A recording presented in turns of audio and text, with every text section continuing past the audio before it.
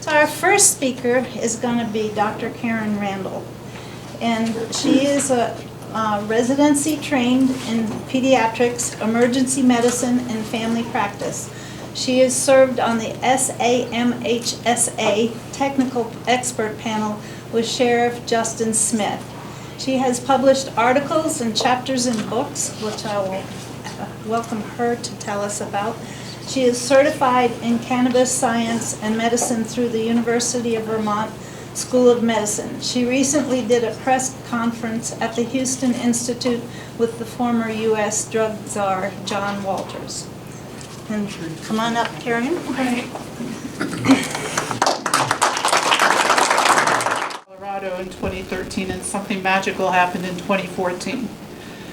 And I think if I looked along my career, I would have never thought that this would be my area of expertise, and so I call myself an accidental expert, because what I'll talk about is what I've seen in our community, what I've seen practicing medicine, and then some of the harms that I've learned about.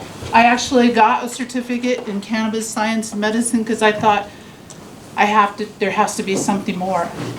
I am only seeing really, really bad stuff, so I thought, well, there has to be more. So I took the certificate so I could get basic chemistry and science, and I still, in looking at everything, say what we're doing now is not good for the public, it's not good for kids, and we'll talk a little bit about it. If you have questions, save them up, and Aubrey and I will be happy to answer them at the end.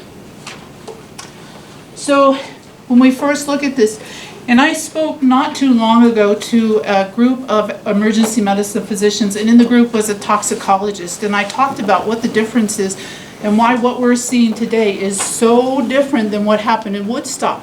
Because even in the 1990s, the pot that was there, you think about it, it was 1 to 3 milligrams of THC in a joint. 1 to 3. In Colorado now, I don't think you can buy a joint with less than 20 milligrams. So if you say the average joint in the 1990s was 2, and now you're smoking one that's 20, that's 10 Woodstock joints. Okay, so then we went further, and now we're making dab, wax, and shatter, and that's a concentrate, and look at the potency now, 90 to 250 milligrams. So if you say the average is 2 milligrams, but I smoked a 250 milligram dab of THC, I smoked the equivalent of 125 Woodstock joints, all at the same time.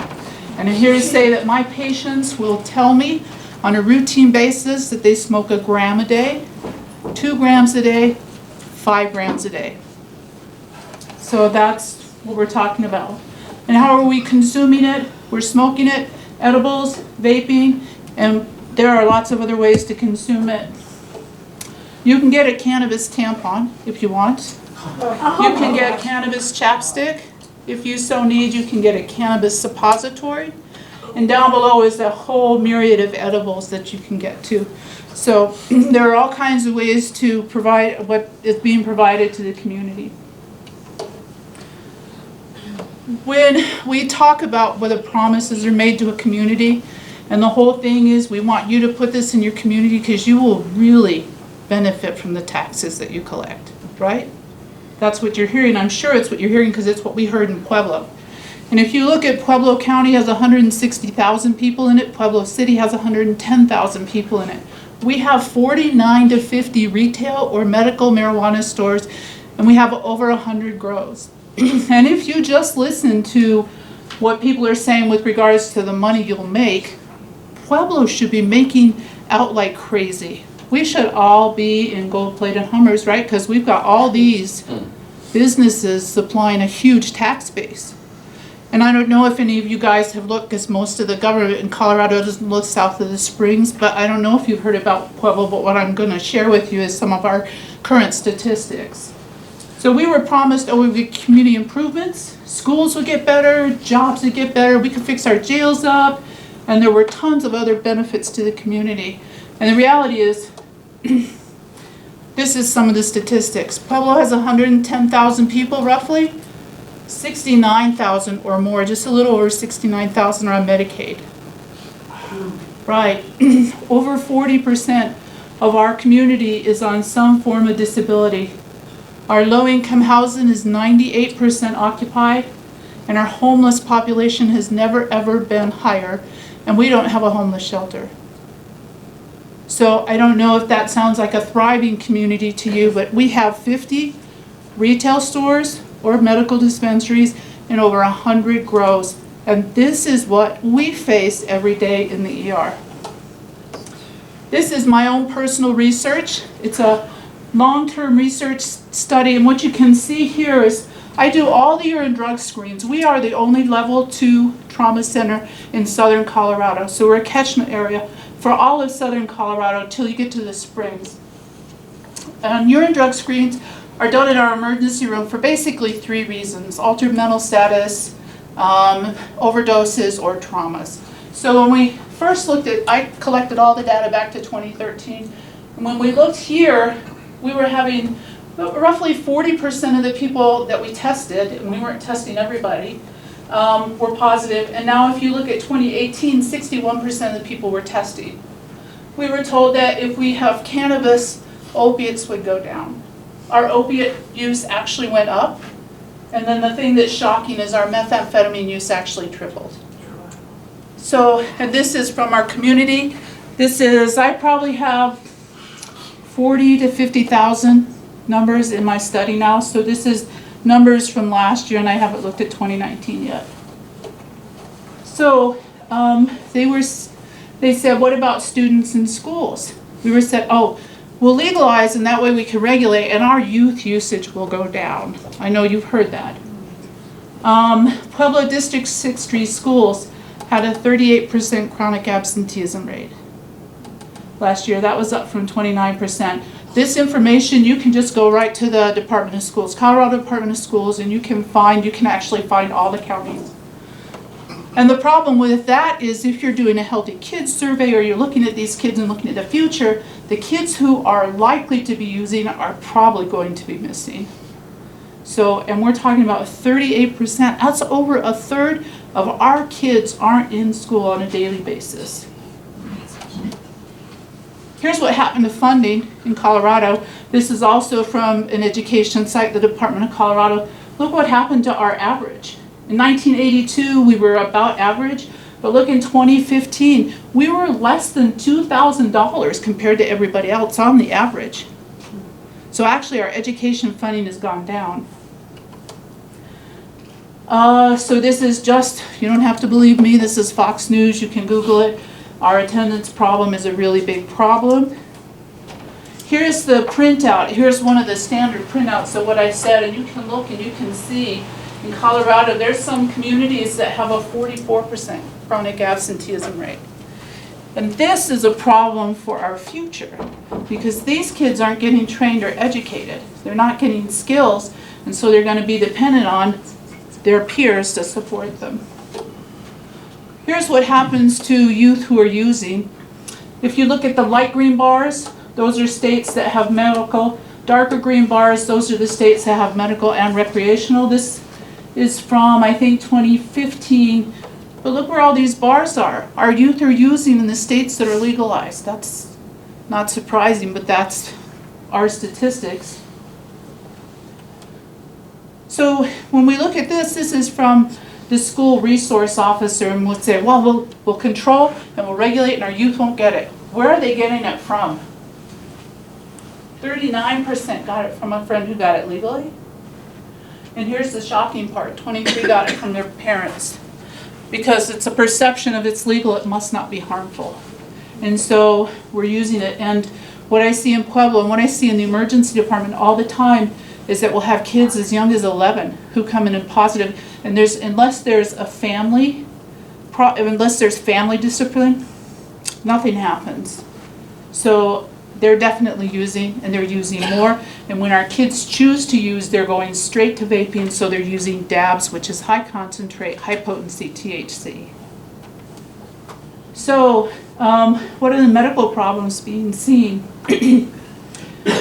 We have, in Pueblo itself, we had 2 big hospitals. Both have been there for over 132 years. And last year, St. Mary Corwin is the other hospital, they all but closed because of really poor financial services. So we went from 2 hospitals to 1.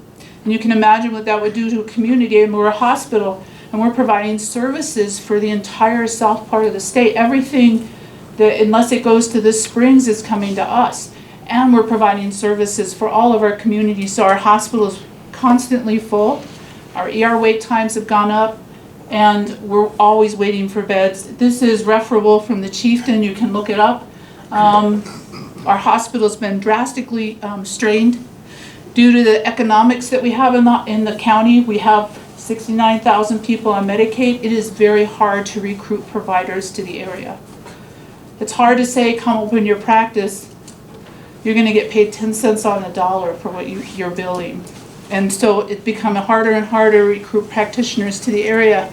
And a lot of the people who are practicing in Pueblo are older physicians, and they're going to be retiring soon, and then we're going to be stuck because it's a huge population we're not going to be able to find providers.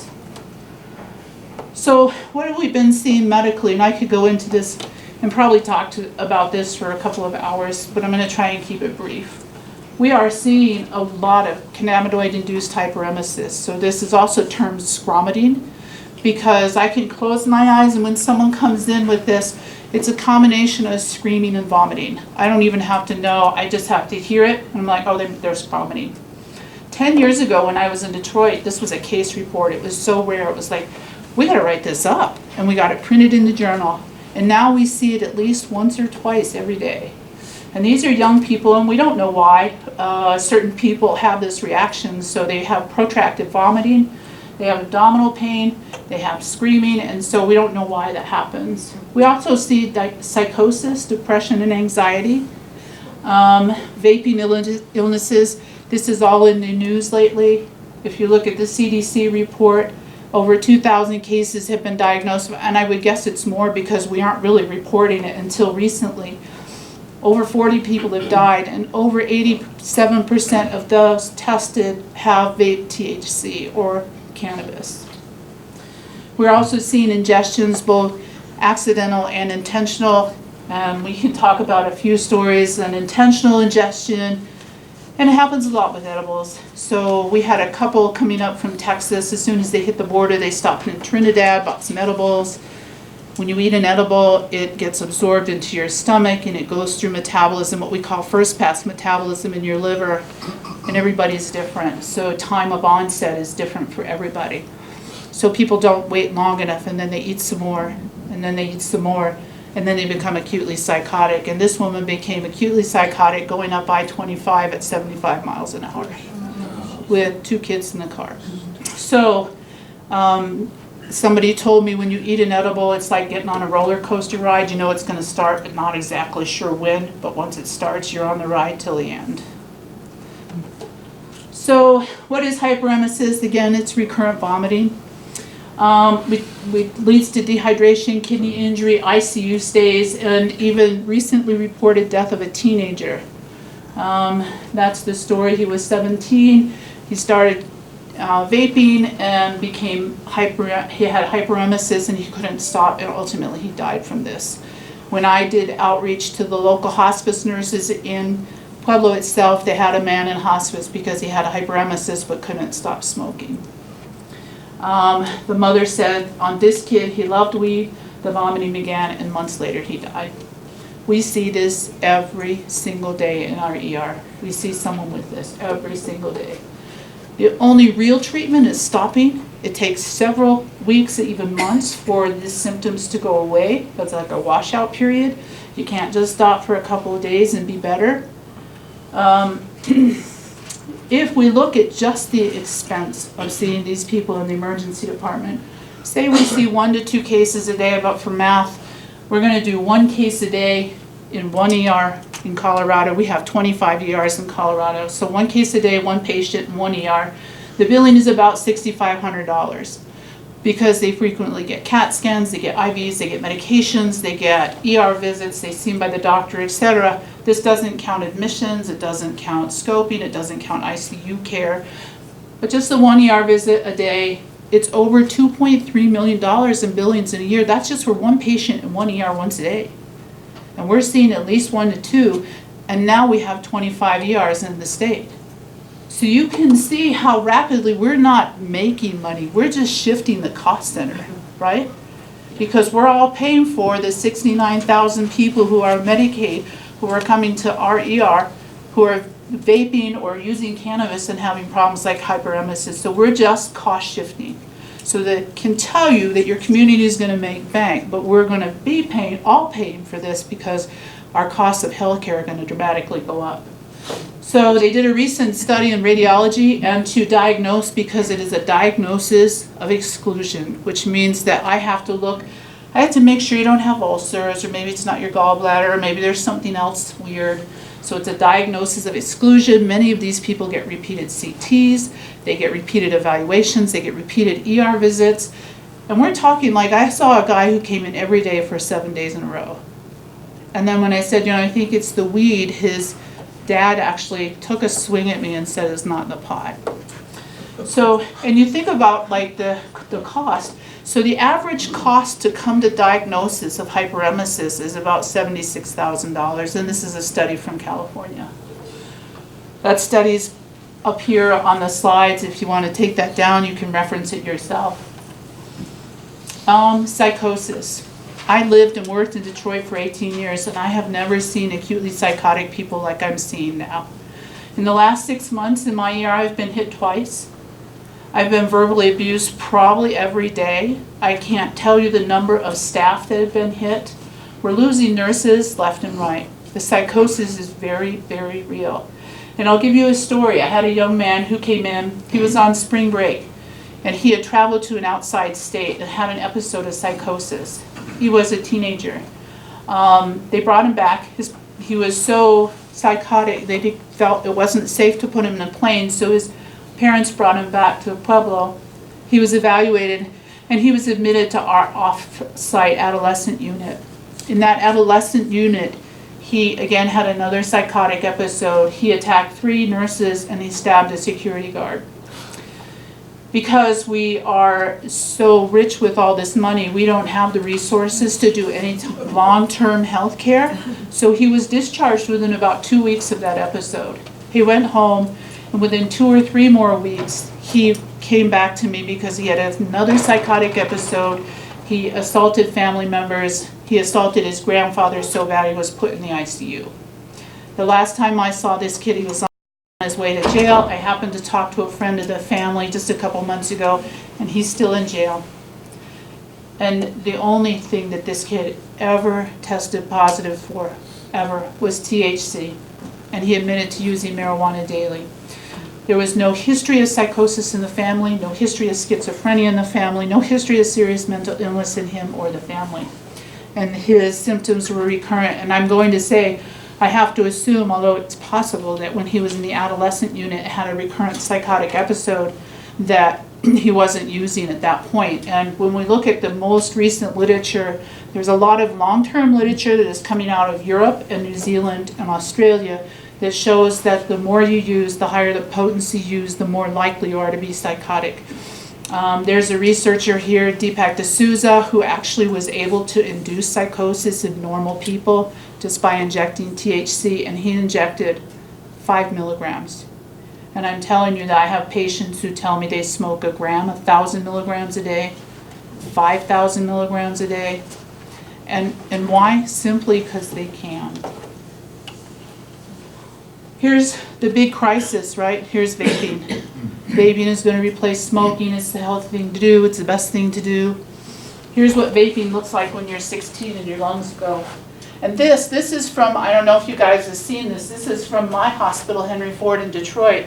And they just transplanted a 16-year-old kid's lungs because he was vaping THC and totally ruined his lungs. He was in the children's hospital on ECMO, which is a heart and lung bypass machine. And he wasn't getting better, and they asked us if we could transport him to Henry Ford. So that's a portable ECMO machine. He got to Henry Ford and got a lung transplant. You're talking about a 16-year-old. And then think about the long-term cost of his care for one 16-year-old, right? The cost of a transplant, the cost of his life, which will drastically altered and probably shortened, and then the cost of his ongoing care. He's going to be on immunosuppressants and all kinds of medications for the rest of his life. his care alone will easily exceed $1 million. That's one person who vaped. When we look at like what happened in the vaping and why vaping is an issue, I read the other literature too. I read the cannabis literature. I try to read some of it. And a guy from the literature said, you know, he was in Oregon. Each state has its own regulations because it isn't legal federally, so each state that legalizes has their own regulations. So each state will be set up separately or differently.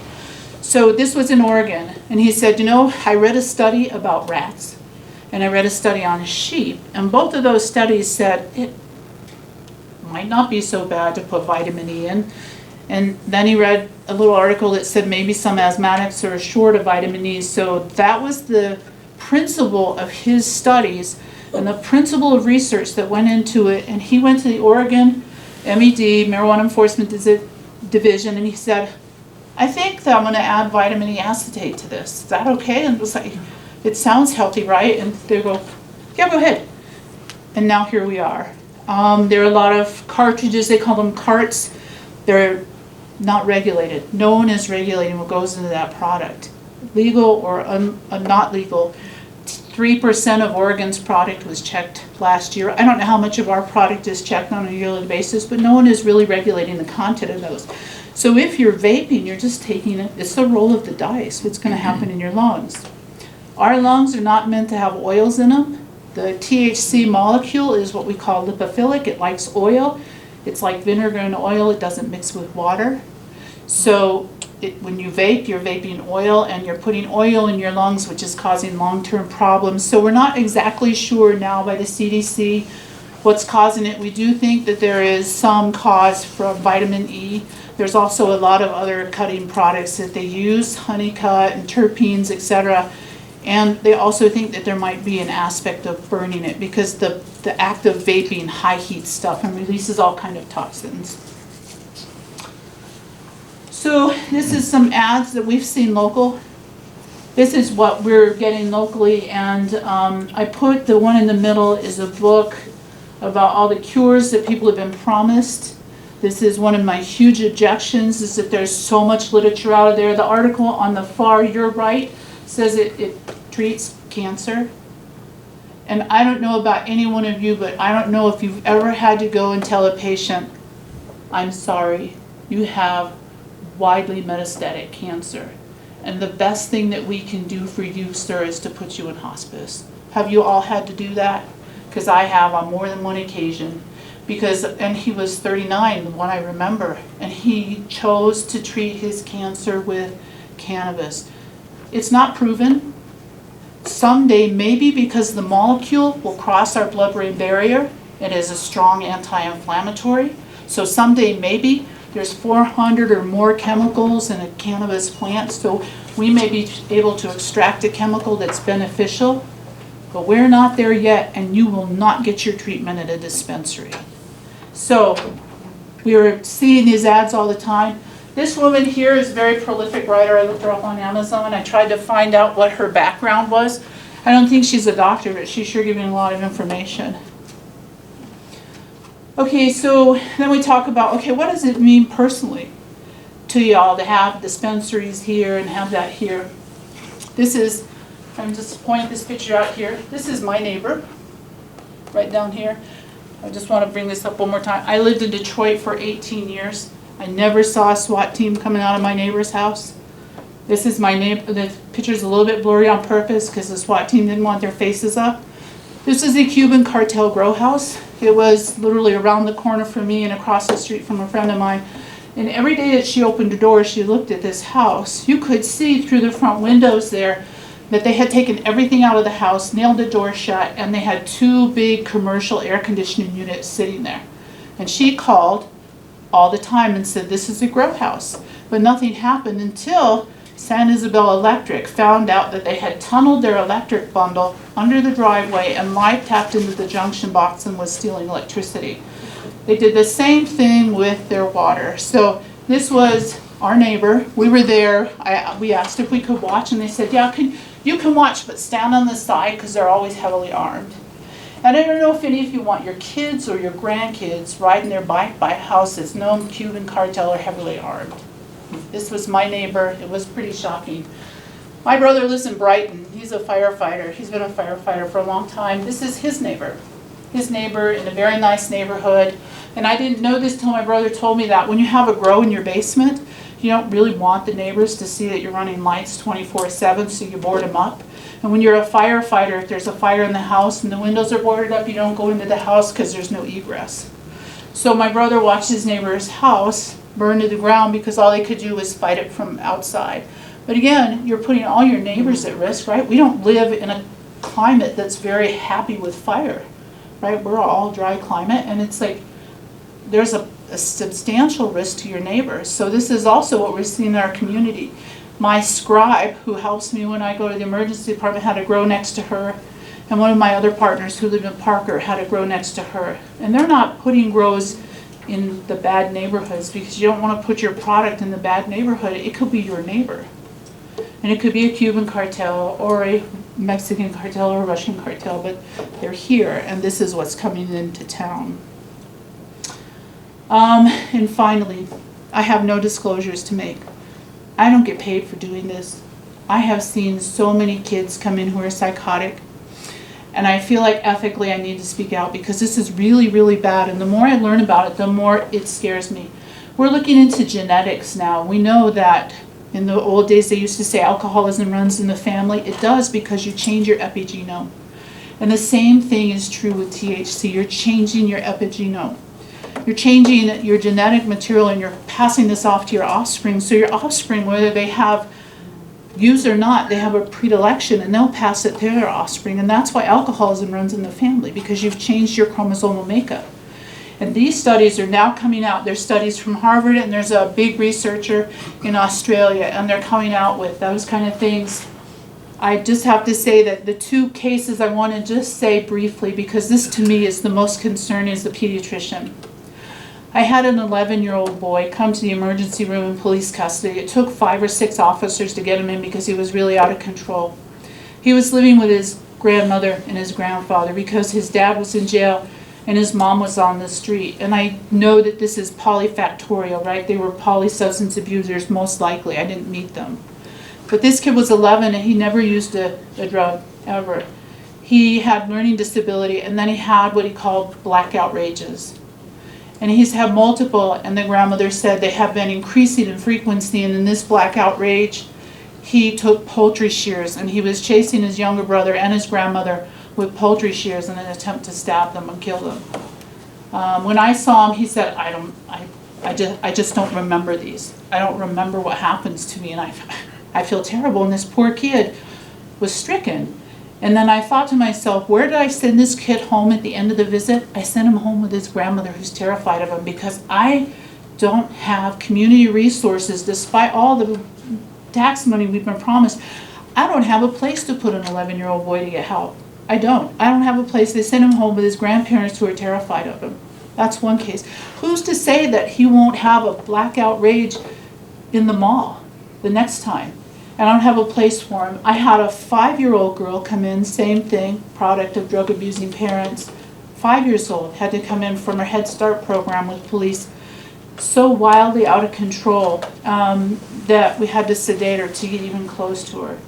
I went and spoke after that to the public community health center and to the Head Start programs, and they said, 4 or 5 years ago we had 1 kid per classroom, maybe with autism spectrum disorder, or maybe with an emotional problem. They said now we are seeing 6 to 8 per class, and they said we can't. These are our at-risk kids, right? 6 to 8 per class. And if you look at long term, what happens to the kids who are their peers, right? Their peers are going to take care of all of us as we age and retire, and they're going to take care of their cohorts, who by no choice of their own have substance abuse issues because they inherited it genetically, have emotional problems, or have autism. And you go, that's going to be an awful burden for our future generations. And that's why I speak out. And sorry for the thing, I'll get off my soapbox. I've been accused of being big pharma thousands of times. I'm not big pharma. I don't have any stock in big pharma. I have a Subaru Crosstrek, so it's not a Mercedes, it's not a Portia. I worked in Detroit, I work in Pueblo. I do serve on the SAMHSA technical panel. It's an experts panel for substance abuse, the same panel that Justin Smith was on. I am going to speak to Parliament in Australia in February, and I have spoken to very many senates. And so with this, I will turn it over to Aubrey. Aubrey is a mom, and she's going to tell you the personal aspects of what happens, and I'll let her introduce them.